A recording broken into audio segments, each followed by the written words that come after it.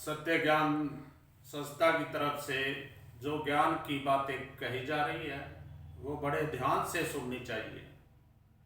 आज का विषय है सत्य और सनातन। जब से ब्रह्मांड की रचना हुई और जब तक ब्रह्मांड रहता है तब तक सत्य सनातन ही सत्य है। उसके बाद जितने भी अपने आप को धर्म कहते हैं वो धर्म नहीं है, वो सिर्फ मत है। अब जब भी कोई भी जीव जन्म लेता है इस ब्रह्मांड में तो वो सत्य सनातन ही रूप में जन्म लेता है। अब जैसे कि अच्छाई और बुराई का ब्रह्मांड में हमेशा द्वंद्व युद्ध चलता रहता है, ऐसे हमारे मन के अंदर भी अच्छे और विचारों का द्वंद्व यानी युद्ध चलता रहता है।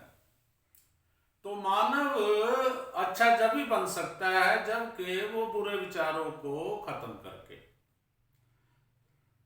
जब से ब्रह्मांड की उत्पत्ति और जब तक ब्रह्मांड रहेगा सत्य सनातन अमर है, अजर है और ये सनातन है। इसको कोई प्रूफ की जरूरत नहीं है। अब समय समय पर सत्य सनातन में कुछ ऐसे विचार उत्पन्न हो जाते हैं कि थोड़े दिनों के बाद वो अपना नया मत का रूप ले लेते हैं। इस कलयुग में सबसे पहले आज के दौर में जो सबसे ज्यादा मत चले हुए हैं वो सनातन सत्य सनातन में से ही उत्पन्न हुए हैं। उससे पहले सभी मानव सनातन का की उपासना करते थे। सनातन का मतलब है उस परमात्मा की, उस पांच तत्व की, उस प्रकृति की। जो उस परमात्मा की उपासना करता है, जो सत्य पर चलता है, अपने सत्य जीवन जीता है, वो सनातन है। तो सबसे पहले आज का जो इस कलयुग में उत्पत्ति हुई है, सनातन रूप से इस्लाम की उत्पत्ति हुई, सनातन रूप से क्रिश्चियन की उत्पत्ति हुई, सनातन रूप से बुद्ध की उत्पत्ति हुई, सनातन से जैन की उत्पत्ति हुई, सनातन से अब इस कलयुग में और भी लोग अपना मत का प्रचार करते हैं। धीरे धीरे मत का प्रचार करते करते वो एक दिन अपना धर्म का रूप ले लेते हैं। तो इसलिए अब पूरे ब्रह्मांड के अंदर जो सनातन भूमि है, सनातन जगह है, वो है हमारा हिंदुस्तान। यहां प्रकृति भगवान ने सात्विक प्रवृत्ति दी है, सात्विक खाना दिया है, सात्विक रहन सहन दिए हैं, सात्विक विचार दिए हैं। तो सबसे पहले तो हर मानव को यह सोचना चाहिए भाई सत्य क्या है। सत्य तो सनातन है और सनातन भगवान का रूप है। तो इसलिए कि अब तो सरकार को भी, हमारे हिंदुस्तान सरकार को भी ये कानून बनाना चाहिए कि कोई भी अपने मत सनातन से हट के अपने मतों का प्रचार ना करे और ना ही अपने आप को भगवान सो करे। अगर किसी ने भी कोई मानव सेवा करनी है, जन सेवा करनी है, वो सनातन कर्मों के अनुसार ही करनी चाहिए। यानी अभी भी देखो आप हर जिले में, हर राज्य में आपको कोई ना कोई एक ऐसा पंथ आपको मिल जाएगा जो कि थोड़े दिनों के बाद वो धर्म का रूप ले लेगा। तो अब ये सनातन के कितने हिंसे करोगे। ठीक है, कलयुग है, कलयुग में शास्त्रों में भी लिखा है भाई 25% यानी कि चौथा हिंसा ही धर्म कर्म रहेगा। 75 3 हिंसे यानी कि बुरे कर्मों में लिप्त हो जाएंगे। अब ये जो चौथा हिंसा हमारे सनातन कर्म को बचाने के लिए है, उसके लिए भी तो प्रयास करना पड़ेगा।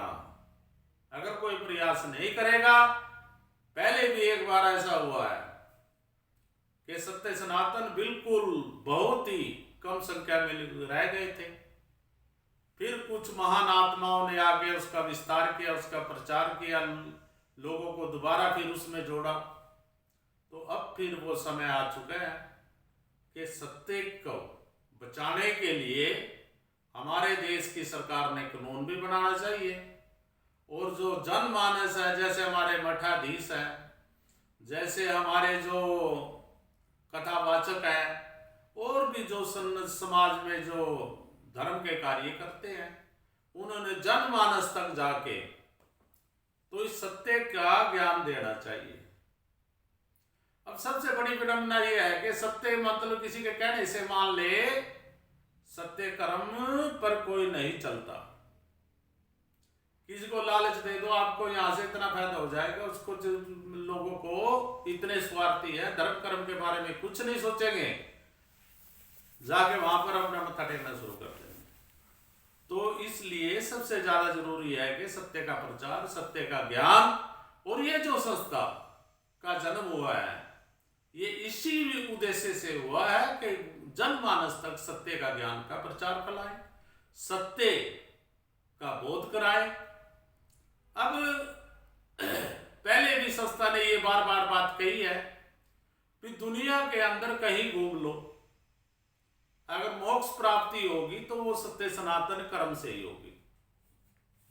और जितने मत है वो तो उसकी तरह स्वर्ग से आगे नहीं गए हैं, कोई जन्नत के नाम से, कोई किसी के नाम से।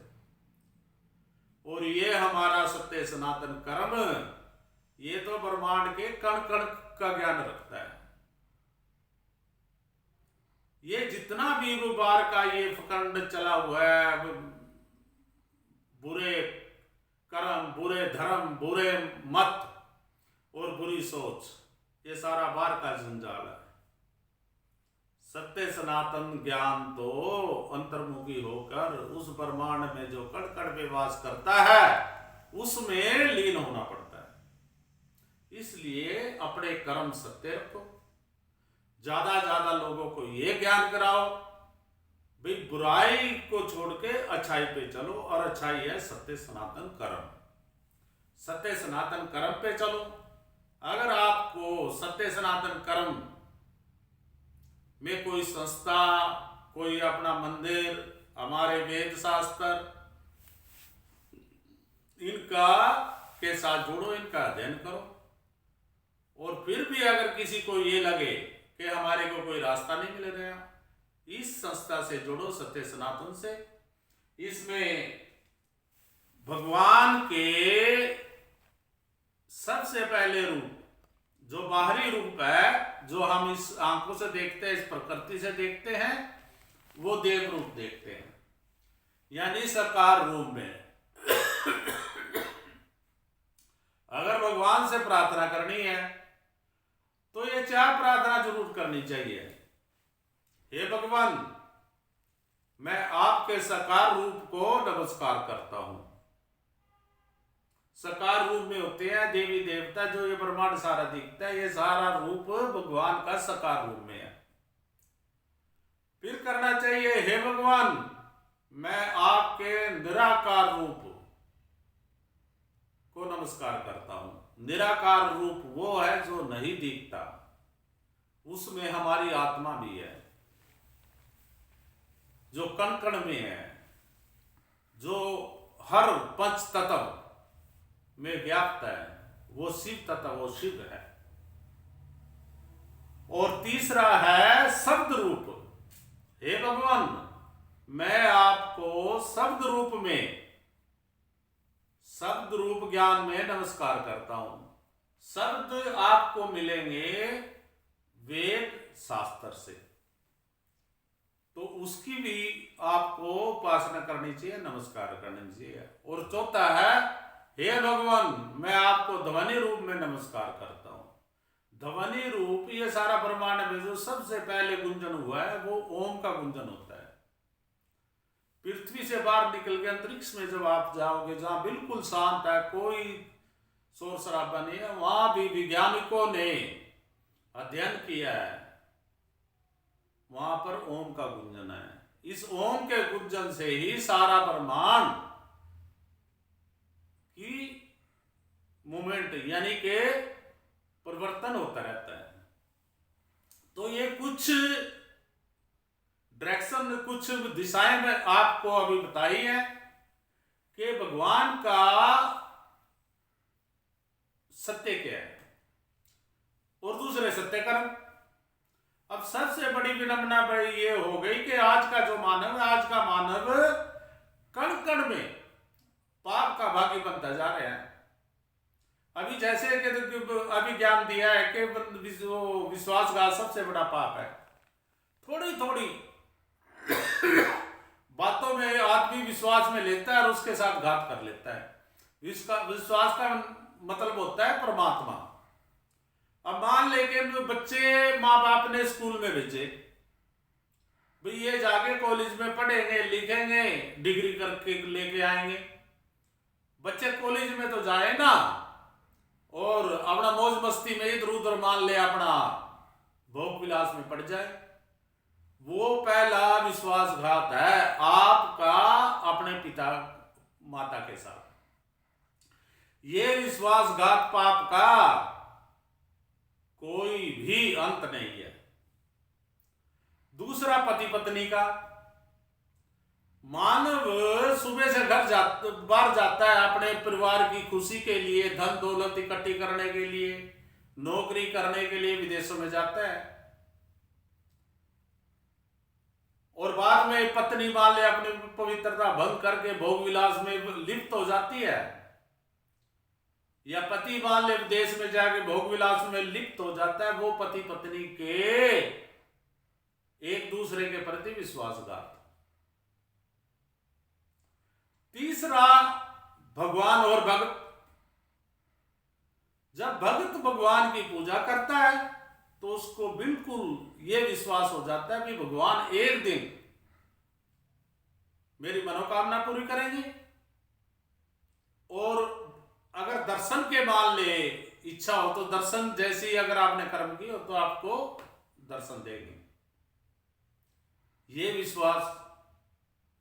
तीसरा, आप समाज में व्यापार करते हो, आप 2 रुपये कमाने के लिए यानी किसी को झूठ बोल देते हो, भी ये मान ले झूठ बोल के अपना सामान बेच देते हो, वो भी विश्वासघात है। यानी आप थोड़े थोड़े बातों में हर रोज पाप के दोषी बने हुए हैं, जिससे आपको ज्ञान ही नहीं है। आजकल लोकतंत्र है, वोट का जमाना है, लोग वोट के लिए झूठ बोल देते हैं, नहीं भाई साहब मैं आपको वोट दूंगा, बाद में पता लगता है वोट तो किसी और को दे दी। अरे तूने क्या जरूरत है पाप लेने की, कोई बने हारे, आप क्यों किसी के साथ मतलब विश्वासघात करते हो? थोड़ी थोड़ी बातों में क्यों आप पाप के भागी बनते हो? और फिर कहते हैं आदमी में नहीं मैं तो उसे सत्यवादी हूं। अरे सत्यवादी कहाँ है तू? सबसे पहले ये वाणी है, ये वाणी में सत्य प्रकट करो। अगर आपकी वाणी में सत्य नहीं है तो सबसे बड़ा दोस्त तो वाणी ही आपको नरक के धाम में लेके जाएगी। दूसरा, जीवा में सत्य, जो हमारा खान पान है वो सत्य होना चाहिए। हमारा आनंद, शरीर का आनंद, त्वचा का आनंद, लिंग का आनंद, ये सब सत्य होने चाहिए। तभी हम एक सनातन मानव बन सकते हैं। सनातन तो भगवान के रास्ते की पहली सीढ़ी है। अब जो इसको समझते हैं वो तो उसका पालन करते हैं, नहीं समझते सारा दिन झूठ बोलते हैं। सारा दिन पाप करते हैं, सारा दिन लोगों को मूर्ख बनाते हैं। मूर्ख कभी भी देखना कोई नहीं बनता, मूर्ख बनता है विश्वास से। पहले अगले को विश्वास में लो और फिर उससे धोखा कर दो। तो ये छोटी छोटी बातें अपने अपने बच्चों के, और जहां भी आप रहे वहां पर इनका पालन करना। अगर आप ऐसा नहीं कर सकते तो आप कितने दान पुण्य कर लो, कितने भजन कर लो, कितने कीर्तन कर लो, किसी के गुरु के। अब मैं तो सबसे पहले तो बात यह है, पहले भी संस्था ने कहा है कि ना कोई गुरु ना कोई भगवान किसी को मोक्ष दिला सकता। मोक्ष तो अपने कर्मों के है। अभी पीछे देखा हमने कि टीवी पे अभी खबर आई हुई थी, तो यूपी के अंदर कुछ लोगों ने पैसे का लालच देकर कुछ समाज का, कुछ काफी लोगों का धर्म परिवर्तन करा दिया। क्रिश्चियन एक लकड़ी का क्रॉस बना के, और लकड़ी का क्रॉस बीच में काट के सारी उस पब्लिक को, संगत को चारों साइड में खड़ा करके, और कह रहे हैं, कह गए हे प्रभु मैं हमारे गुनाह माफ कर। अरे भैया ऐसे गुनाह कोई नहीं माफ होने दे। अगर जो आपको ऐसा करा रहे हैं तो वो आपको के साथ आपकी आस्था का शोषण कर रहे हैं। और ना ही भगवान एक लकड़ी में है और ना ही भगवान एक जगह वास करते हैं। भगवान तो कण कण में है। तो इसलिए ऐसे लोगों से बचो। और सबसे बड़ी बात तो देखने की यह है कि एक बार आदमी मान लो कि ऊंचाई से नीचे गिर गया, कभी ऊपर चढ़े है वो नहीं चढ़ सकता।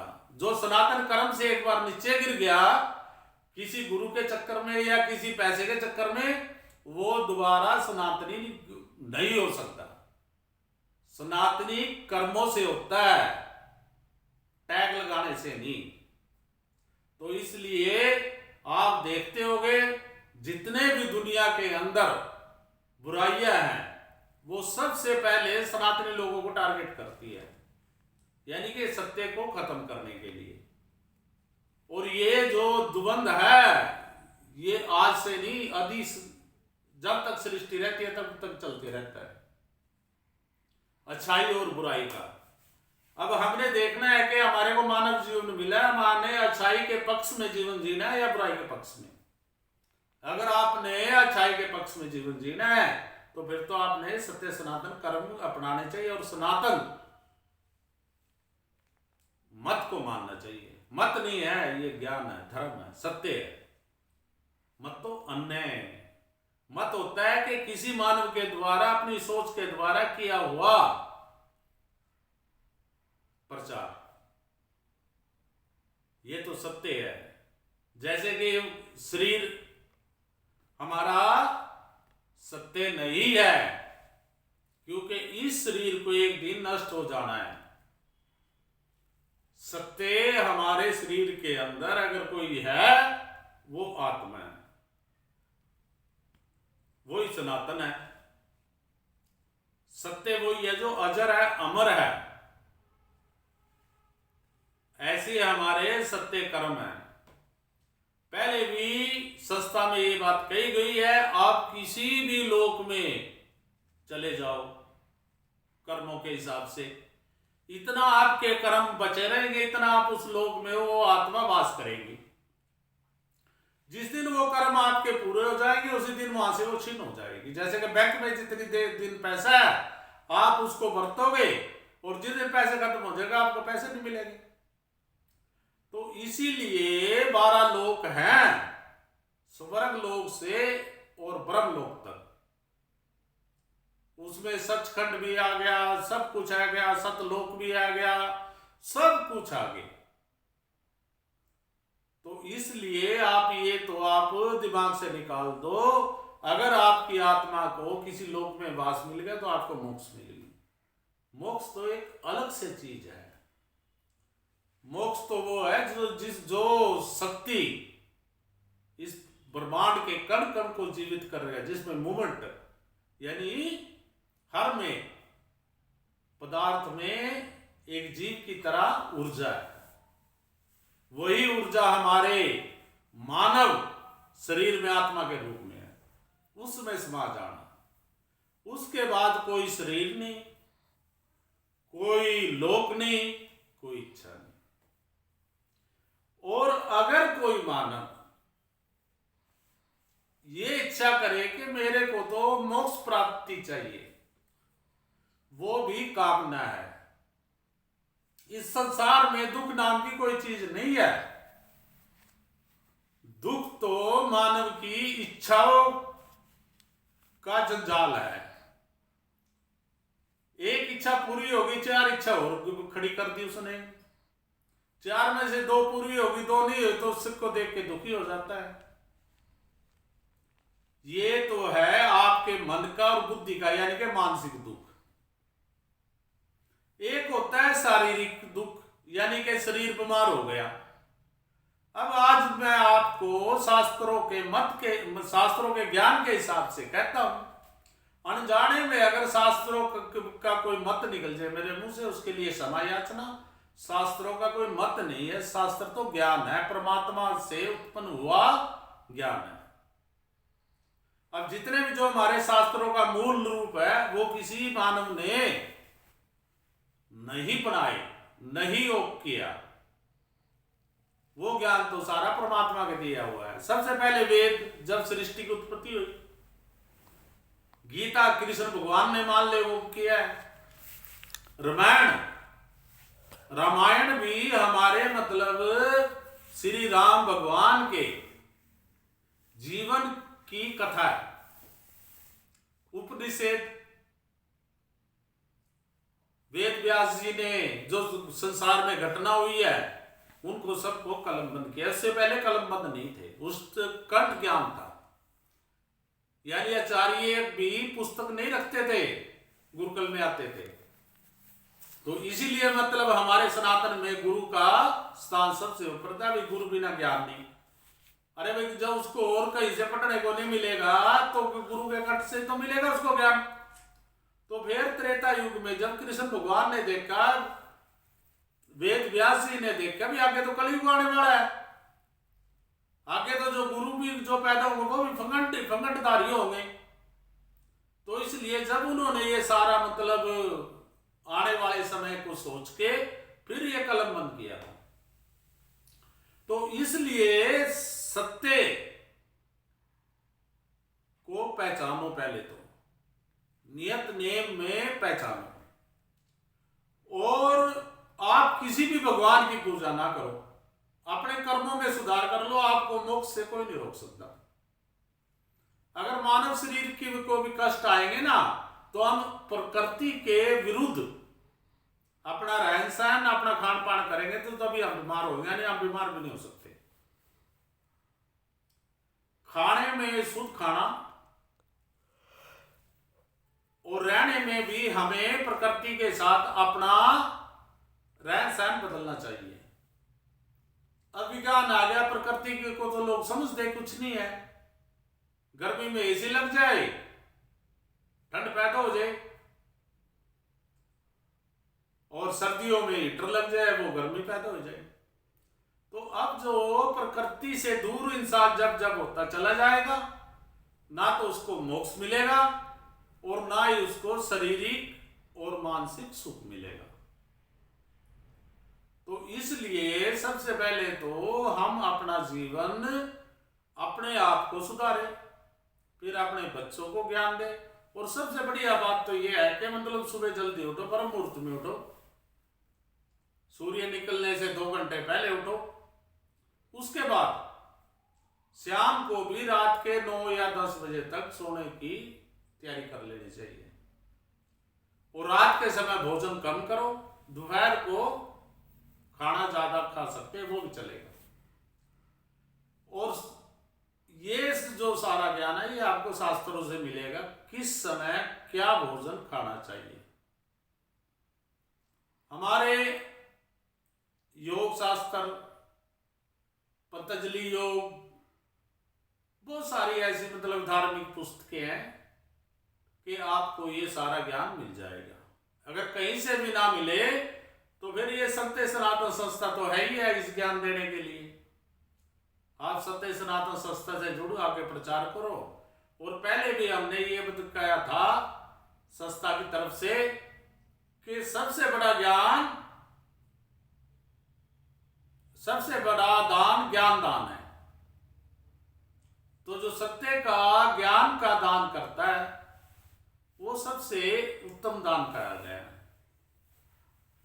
सुबह बेशक आप स्नान भी ना कर पाओ, मुंह हाथ धो के थोड़ा फ्रेश होके बिल्कुल एकांत में बैठ जाओ। अगर हो सके तो मंदिर में बैठो, मंदिर में सामने आपके इष्ट देव की मूर्ति हो, वहां पद्मासन लगाओ। पद्मासन लगा के आंखें बंद करके किसी भी चीज का जाप ध्यान नहीं करो।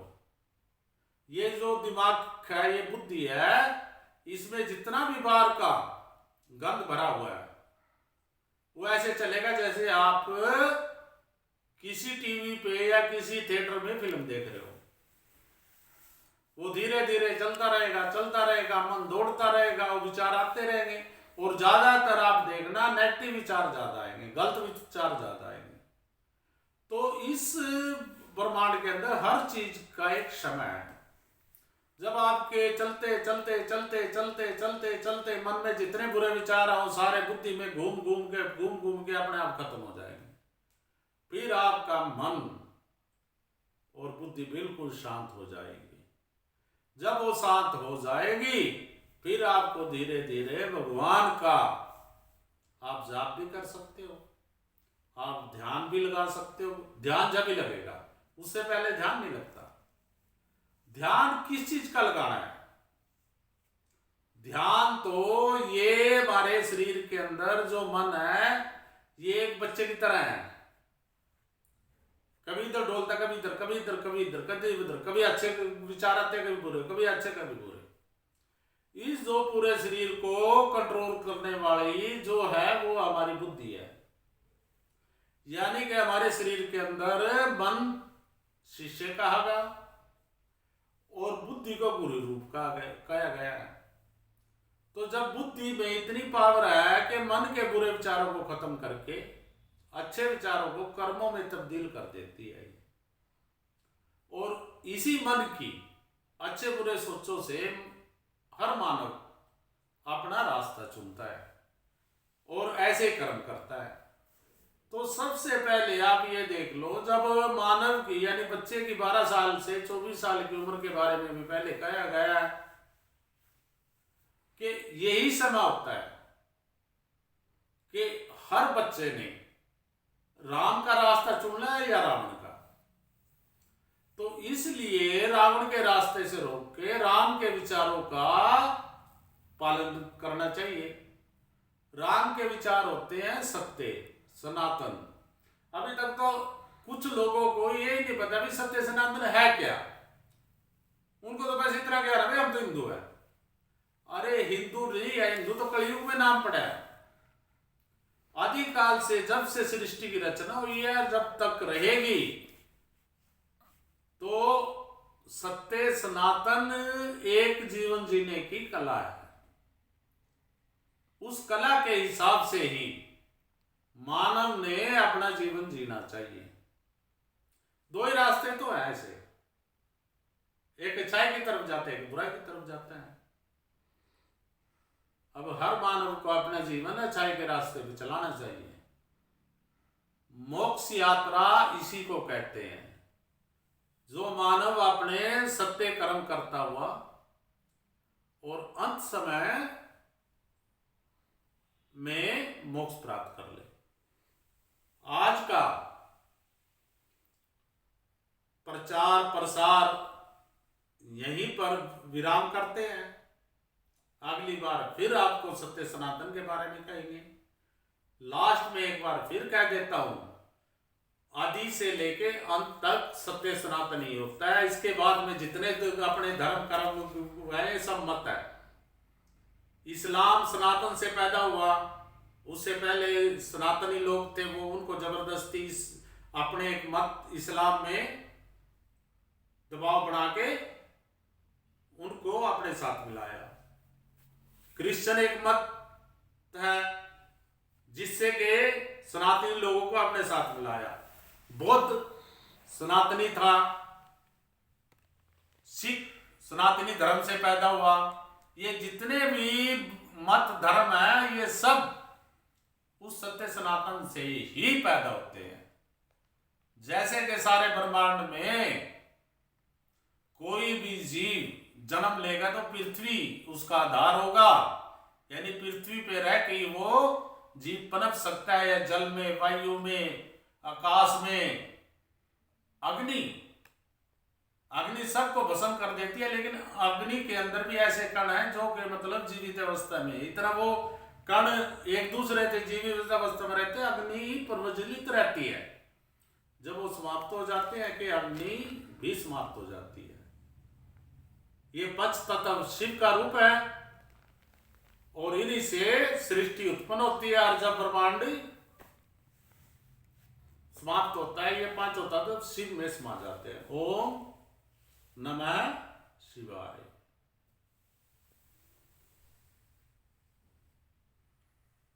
ओम सीताराम लक्ष्मण हनुमत देवाय नमः।